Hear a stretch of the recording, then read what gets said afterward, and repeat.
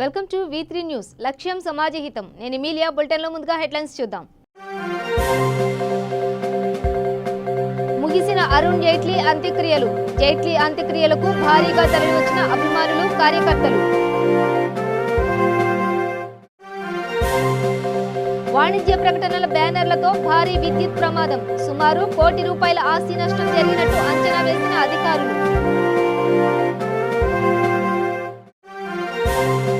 నిజామాబాద్ జిల్లా వర్ని వడ్డేపల్లి గ్రామంలో అస్తవ్యస్తంగా ప్రభుత్వ ఆసుపత్రి. అన్ని సౌకర్యాలు ఉన్నా వైద్యం అందక తీవ్ర ఇబ్బందులు పడుతున్న రోగులు. అనంతపురం జిల్లా యాడికి మండలంలోని పెన్నా సిమెంట్ ఫ్యాక్టరీలో భారీ పేలుడు. సుమారు 15 మంది మృతి. ప్రమాదానికి గల కారణాలు తెలియాల్సి ఉందన్న అధికారులు.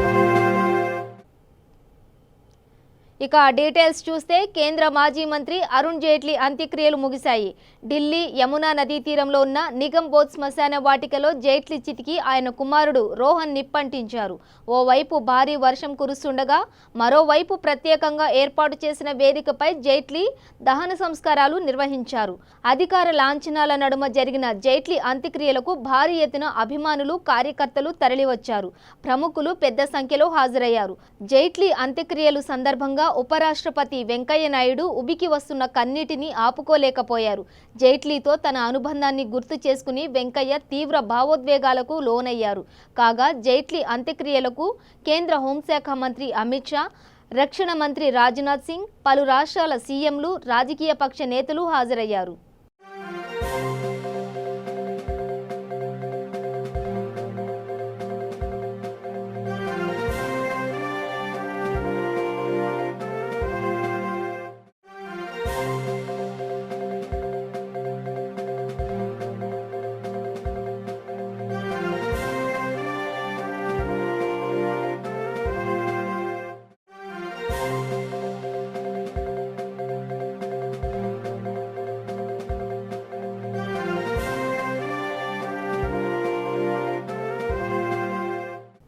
నల్గొండలోని హైదరాబాద్ రోడ్లో ఒక 11 kV లైన్, LT లైన్ రెండవ ప్రకటన బోర్డు వలన జత కలపడం వల్ల భారీ విద్యుత్ ప్రమాదం చోటు చేసుకుంది.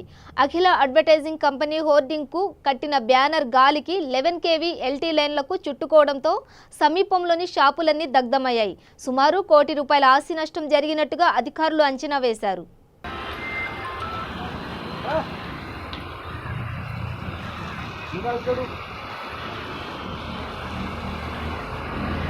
इधर खाली उतरो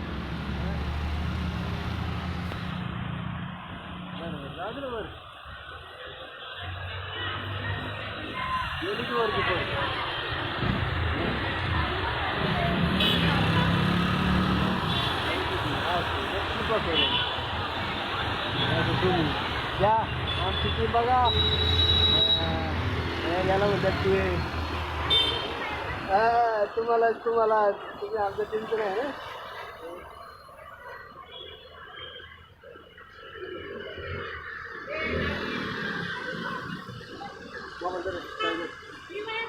खाली उभा राहा.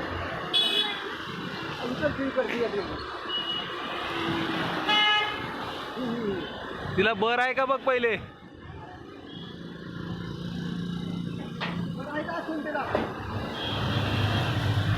ए बर आहे का तिला. नाही ना. ए खाली येऊ दे. थांब दाण्या.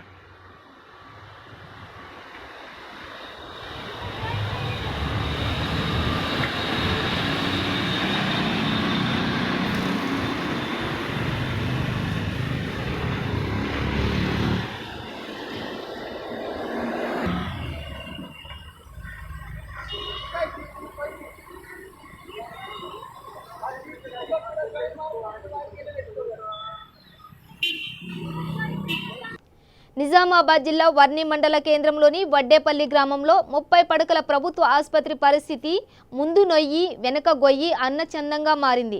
ఆసుపత్రిలో సకల సౌకర్యాలు ఉన్నా, వైద్యులు ఉన్నా వైద్యం అందని ద్రాక్షగా మారిందని, దీంతో అనేక గ్రామాలకు చెందిన ప్రజలు చికిత్స కోసం వస్తే వైద్యం అందకపోవడంతో తెలిసి తెలియని వైద్యుల వద్దకు వెళ్లి జేబులు ఖాళీ చేసుకుంటున్న దుస్థితి ఏర్పడుతుందని, వైద్యులు రిఫర్ పేరుతో పట్టణాలలో ఉన్న వైద్యుల వద్దకు పంపి కమిషన్లు తీసుకుంటూ జబ్బు ఒకటి ఉంటే అనేక టెస్టుల రూపంలో దోపిడీ చేస్తున్నారని, ఆసుపత్రులకు వెళ్లాలంటే అప్పులు చేసి వెళ్లాల్సిన అవసరం వస్తుందని ప్రజలు ఆవేదన వ్యక్తం చేస్తున్నారు. ప్రభుత్వం కోట్లు వెచ్చించి మెరుగైన వైద్యం అందించాలని ఆదేశాలు ఇస్తుంటే కింది స్థాయిలో అవి అమలు జరగడం లేదని పలువురు మండిపడుతున్నారు.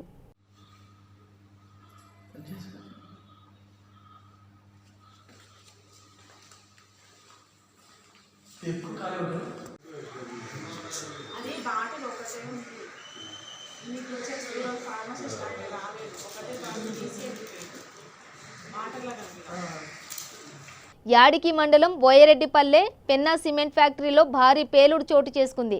గ్యాస్ పేలి సుమారు 15 మంది మృతి చెందారు. ఉలిక్కి పడిన సిబ్బంది భయాందోళనతో బయటకు పరుగులు తీశారు. ప్రమాదానికి గల కారణాలు ఇంకా తెలియాల్సి ఉంది.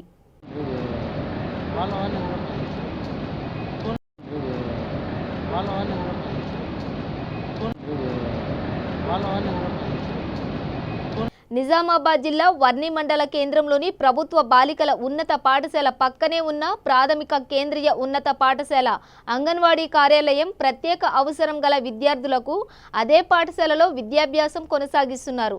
అయితే 10 సంవత్సరాల నుంచి ఈ అవస్థకు చేరిందని, వర్షపు నీరు కారి ఎప్పుడు కూలుతుందో అన్న భయాందోళన చెందుతున్నామని విద్యార్థులు ఆవేదన వ్యక్తం చేశారు.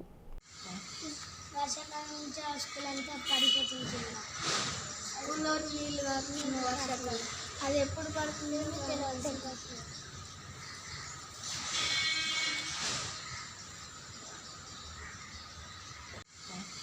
వర్షాకాలం నుంచి ఆ స్కూల్ అంతా పడిపోతుంది. స్కూల్లో నీళ్ళు కాకుండా వర్షాకాలం అది ఎప్పుడు పడుతుంది తెలియదు.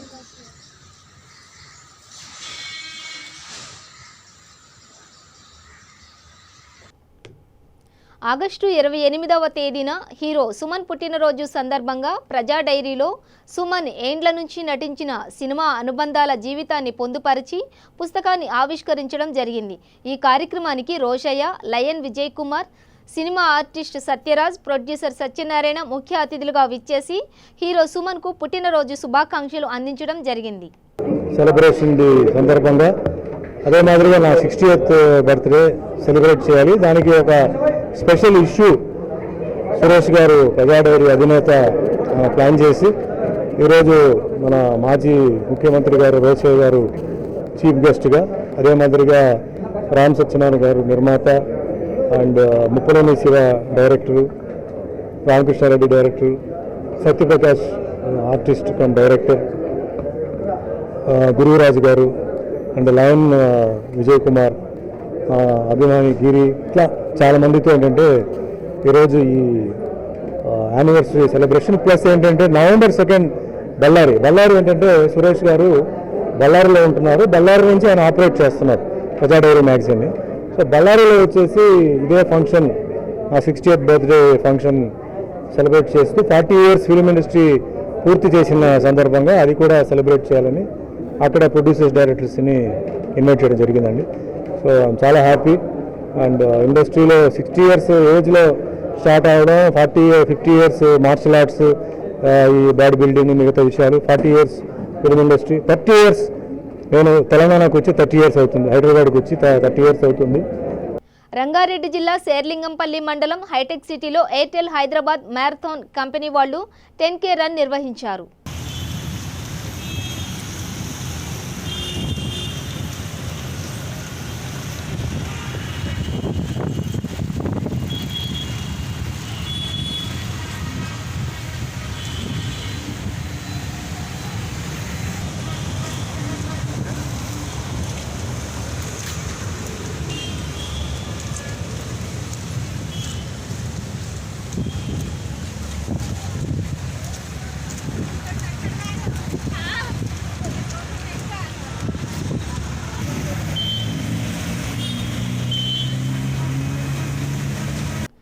రంగారెడ్డి జిల్లా ఉపాధి కల్పన కార్యాలయంలో జాబ్ మేళా నిర్వహించారు. ఈ కార్యక్రమంలో సుమారు 50 మంది 10వ తరగతి నుంచి పీజీ వరకు చదువుకున్న నిరుద్యోగులు పాల్గొన్నారు.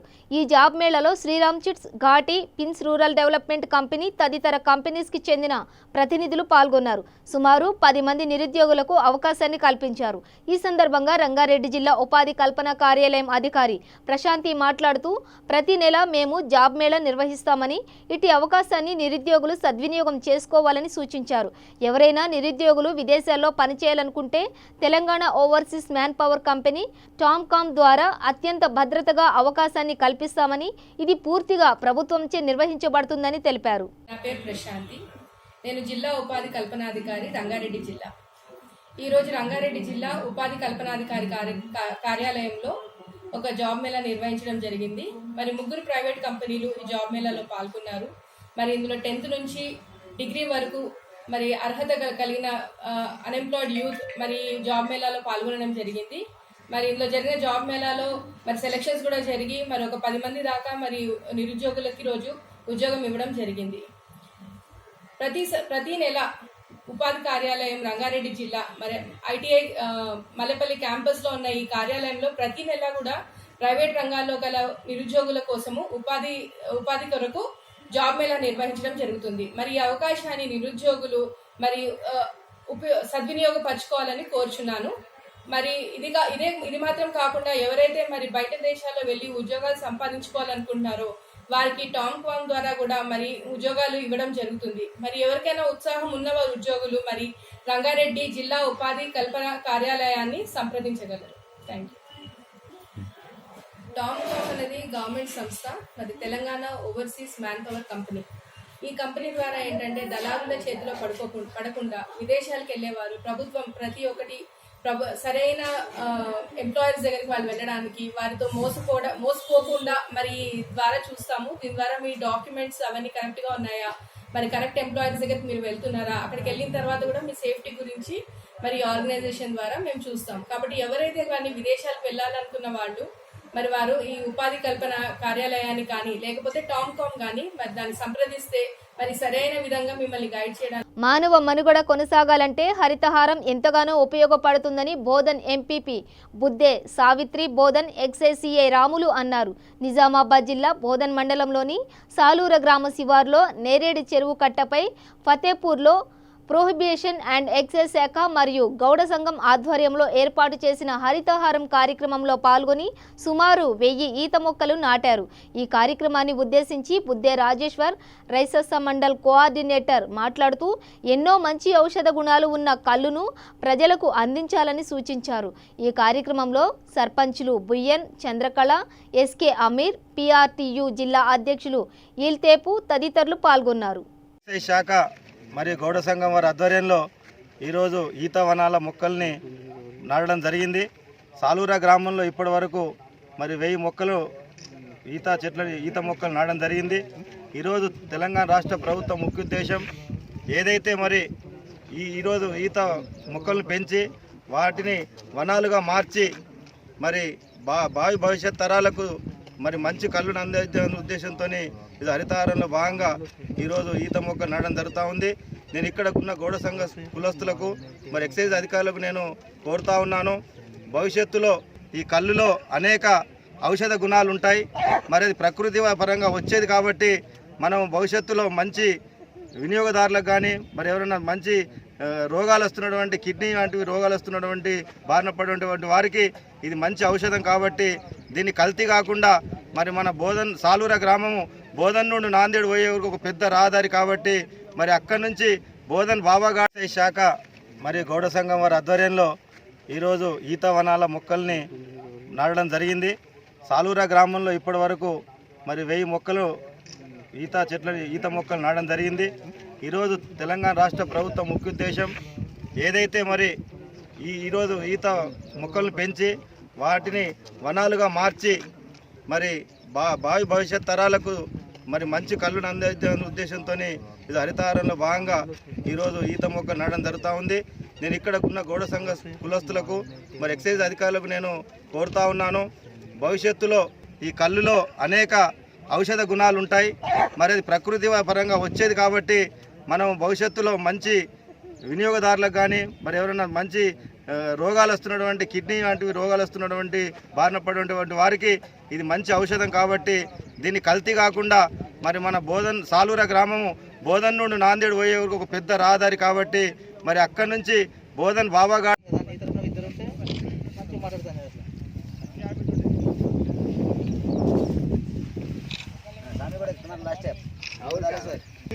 స్వామి కూడా సబ్ది చెట్టు ఇది అక్క తమ్ముడిది అక్క తమ్ముడు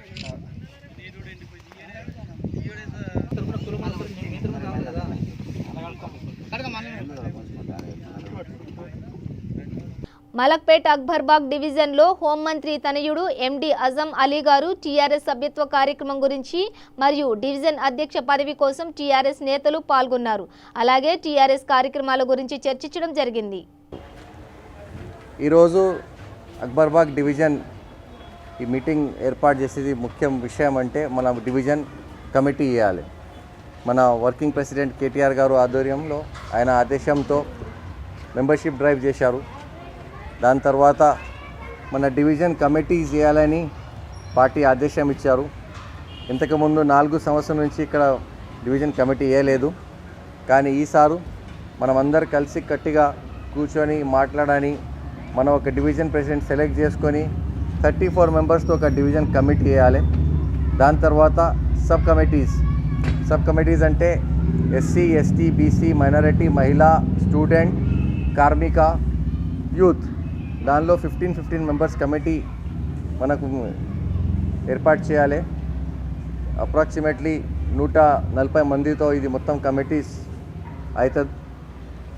ఫస్ట్ ఆఫ్ ఆల్ అక్బర్బాగ్ ఇంతకుముందు మన ఎలక్షన్లో ముస్తాబాద్ జిల్లా రాజన్న సిరిసిల్ల కొండాపూర్ గ్రామంలో వాటర్ ప్లాంట్ ఓపెనింగ్ సందర్భంగా ముస్తాబాద్ మండల జెడ్పీటీసీ గుండం నరసయ్య, కొండాపూర్ గ్రామం ఎంపీటీసీ పోసిరెడ్డి, ముస్తాబాద్ మండల సేల్స్ డైరెక్టర్ విజయ రామారావు, గ్రామ ప్రజలు పాల్గొన్నారు.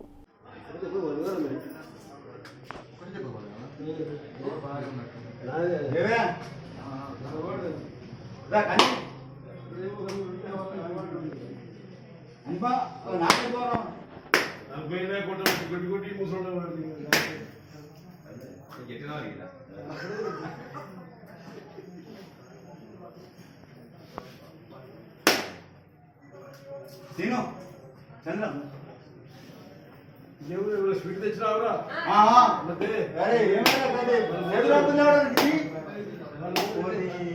అల్లుడా నిజామాబాద్ జిల్లా రుద్రూర్ మండలం కోటయ్య క్యాంప్ గ్రామంలో ఉన్న మైనార్టీ వసతి గృహంలో శుక్రవారం సాయంత్రం అదృశ్యమైన విద్యార్థుల ఆచూకీ లభ్యమైంది. విద్యార్థులు వారి బంధువుల ఇంటి నుంచి నివాస గృహానికి వెళ్లినట్టు సమాచారం. 3 ఉపాధ్యాయులు వినోద్, మధు, ప్రవీణ్ అనే విద్యార్థులను విపరీతంగా కొట్టడం వల్ల భయపడిన విద్యార్థులు అక్కడి నుంచి వారి స్వగృహానికి వెళ్లిపోయారు. గతంలో సైతం కొంతమంది ఉపాధ్యాయులు విద్యార్థులను తీవ్రంగా కొట్టడం వల్ల అనేక ఆందోళనలు జరిగాయి. ఇలా దాడి చేసిన ఉపాధ్యాయులను సస్పెండ్ చేయడం జరిగింది. ఈ వసతి గృహం కోటగిరి మండలానికి చెందిందని, స్థలం లేక రుద్రూర్ మండలం గ్రామంలో కొనసాగుతుందని, వసతి గృహం ఏర్పడినప్పటి నుంచి సౌకర్యాలు లేకపోవడం, ఉపాధ్యాయులు కొట్టడం వల్ల విద్యార్థులు వెళ్లిపోవడం, అనేక అవస్థలు ఎదుర్కొంటున్న పరిస్థితి నెలకొంటుందని విద్యార్థులు వాపోతున్నారు.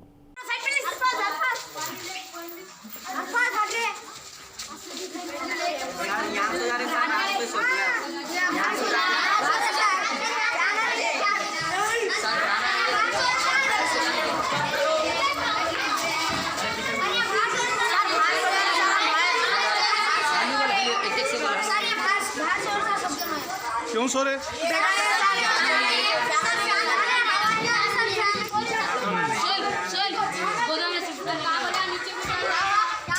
जगह नहीं है सर, और सारा बोलो तो नहीं सोना चाहिए सर, अंदर सोना सर, हम गोदाम में छापा नहीं कर रहे. సూర్యాపేట జిల్లా నూతన్కల్ మండలం చిల్పకుంట్ల గ్రామంలో LB Nagar traffic CI Anjapalli Nagamallu తన ఉదార స్వభావాన్ని చాటుకున్నారు. పంతం లక్ష్మమ్మ వయసు 70 సంవత్సరాలు, 3 కూతుర్లు, భర్త రామస్వామి ఊరిలో పశువులు కాస్తూ వచ్చిన డబ్బులతో ఇల్లు గడిపి 2 కూతుర్లు పెళ్లిళ్లు చేశారు. లక్ష్మమ్మ భర్త 10 సంవత్సరాల క్రితం చనిపోగా తాను చిన్న కూతురు పద్మ, మనవరాలతో సహా 3 ఒక పూరె గుడిసెలో జీవనం సాగిస్తున్నారు. ఇటీవలే ఆమెకు కళ్ళు కనిపించకపోవడం, కూతురు ఒక్కతే కూలికి వెళ్లి తెచ్చిన డబ్బులతో జీవనం గడిపేది. ఉండేది. పూరి గుడిసెలో ఉన్న సమయంలో పాములు, తేళ్లు, కుక్కలు వచ్చినా ఎలాంటి రక్షణ ఉండేది కాదు. ఇటీవల కురిసిన వర్షాలకి గుడిసె మొత్తం కురియడంతో వర్షంలో వణుకుతూ జీవనం గడపడం ట్రాఫిక్ సిఏ అంజనపల్లి నాగమల్లు దృష్టికి రావడంతో వారికి ఒక ఇంటిని నిర్మించాలి అనుకున్నారు. ఏది ఏమైనా ఇల్లు కట్టించాలి అని సిఐ నిర్ణయించుకుని 1 లక్ష రూపాయలతో 1 నెల రోజుల్లో 2 గదుల ఇంటిని నిర్మించి వారికి అప్పగించడం జరిగింది. ఈరోజు సూర్యాపేట జిల్లా నూతనకల్ మండలం చిల్పగుంట్ల గ్రామంలో 19 లక్ష్మమ్మ అని 70 సంవత్సరాలు ఉంటాయి. ఆమెకి 3 కూతుర్లే. చిన్న కూతురు పద్మ, ఆమెకి ఒక 21 సంవత్సరాలు ఉంటే ఒక పాప ఉంటుంది. ప్రస్తుతం భర్త లేరు. వీళ్ళు 3 కూడా ఆడవాళ్ళు చాలా ఇబ్బంది పరిస్థితులలో ఒక గుడిసేసుకొని ఉంటున్నారు. వాళ్ళకి వర్షం వచ్చినప్పుడు కానీ కురుస్తూ ఇబ్బంది పడుతున్నారు. అదేవిధంగా ఎండ వచ్చినప్పుడు కానీ ఏమన్నా చీకట్లో పాములు, తేళ్ళు వచ్చినా, కుక్కలు వచ్చినా ఎలాంటి రక్షణ లేకుండా చాలా దుర్భర జీవితాన్ని గడుపుతున్నారు. కనీసం తమ జీవిత కాలంలో ఒక ఇల్లు కూడా కట్టుకోలేని పరిస్థితిలో ఉన్నారు. కాబట్టి వాళ్ళకి నా వంతుగా 1 లక్ష వరకు సహాయం చేసి వాళ్ళకు ఒక ఇల్లుని నిర్మించి ఈరోజు ఇవ్వడం జరిగింది. ఎందుకనంటే ఈ సొసైటీ నుంచి మనం ఎంతో తీసుకుంటున్నాం, తిరిగి మనం ఈ సొసైటీకి చెల్లించాలనేది నా యొక్క భావన. మేము తీసుకునే ప్రతి జీతం కూడా ప్రజలు చెల్లిస్తున్నటువంటి పన్నుల్లో నుంచొని మాకు జీతాల రూపాన్ని వస్తున్నాయి. కాబట్టి తిరిగి మళ్ళీ మన జీతాల నుంచి కొంత ప్రజలకి ఖర్చు పెట్టాలా అనే ఒక సదుద్దేశంతో ఈ కార్యక్రమాన్ని చేయడం జరిగింది. దీనికి ఈ గ్రామానికి సంబంధించిన యువకులు, విద్యావంతులు కూడా నాకు అన్ని విధాలుగా సహకారం చేశారు. వారందరికీ కూడా ఈ సందర్భంగా ప్రత్యేక కృతజ్ఞతలు తెలియజేస్తున్నారు.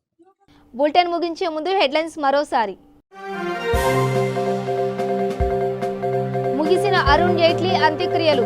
జైట్లీ అంత్యక్రియలకు భారీగా తరలివచ్చిన అభిమానులు, కార్యకర్తలు. వాణిజ్య ప్రకటనల బ్యానర్లతో భారీ విద్యుత్ ప్రమాదం. సుమారు 1 కోటి రూపాయల ఆస్తి నష్టం జరిగినట్టు అంచనా వేసిన అధికారులు.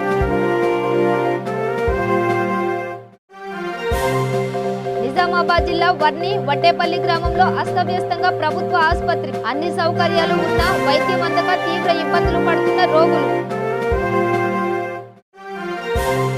అనంతపురం జిల్లా యాడికి మండలంలోని పెన్నా సిమెంట్ ఫ్యాక్టరీలో భారీ పేలుడు.